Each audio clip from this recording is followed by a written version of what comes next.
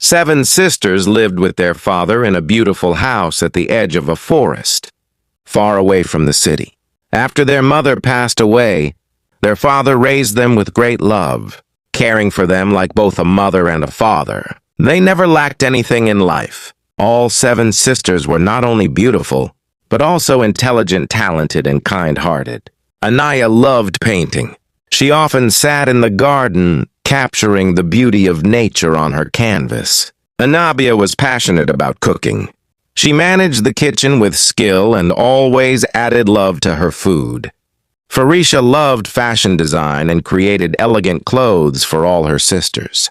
Fiza enjoyed decorating the house, turning it into a place of beauty and warmth.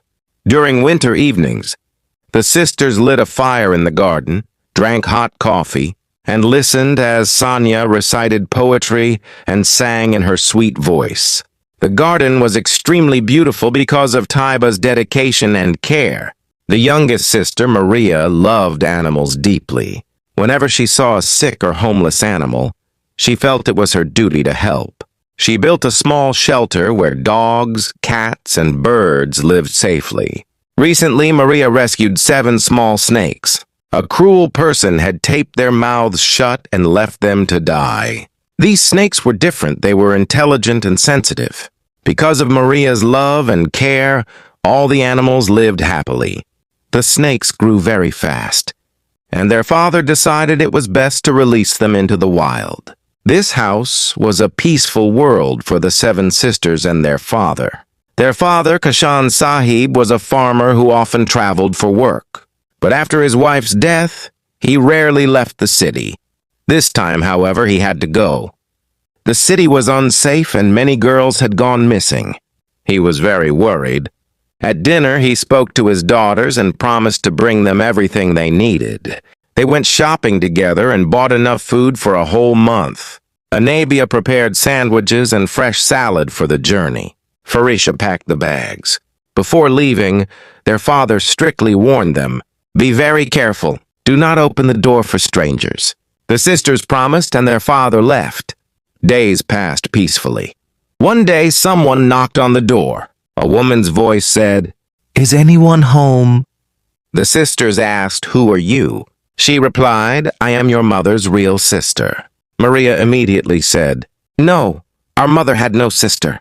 The woman insisted and said she was tired and needed shade. But Maria refused to open the door. Suddenly, Maria's puppy Max started barking loudly as if saying, "Don't open the door.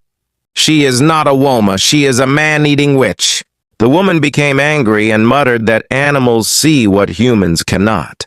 She realized she could not enter the house while the dog was there. That night, the witch walked around the house planning. The next day, she used magic and placed 7 small cakes on the table. 6 sisters ate the cakes. Maria did not. Later, the witch knocked again, crying and asking to come inside. The sisters under her spell ignored Maria's warnings and opened the door. The witch ordered them to lock the dog away. Max was trapped in a dark room. Later, the witch commanded them to kill him. Maria cried and begged, but she was locked away too. Max was killed and buried in the garden. At night, the witch revealed her true form.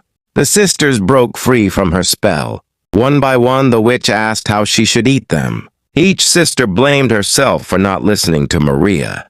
Finally, the witch faced Maria. Maria begged for mercy, then suddenly grabbed the sword and stabbed the witch in the neck. The black necklace broke and the witch turned to ashes. The sisters hugged each other, crying and apologizing to Maria. But the story did not end there. The 7 snakes Maria had saved suddenly transformed into 7 handsome young men. The curse was broken. They explained that the witch had killed their sister and turned them into snakes. They thanked Maria for her kindness and courage. One of them, Zane, asked Maria for her hand in marriage.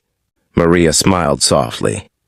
When the young men left, Maria locked the door and did not open it again until her father returned.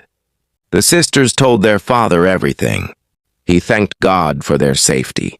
After a long night of fear and darkness, peace and light returned to the house.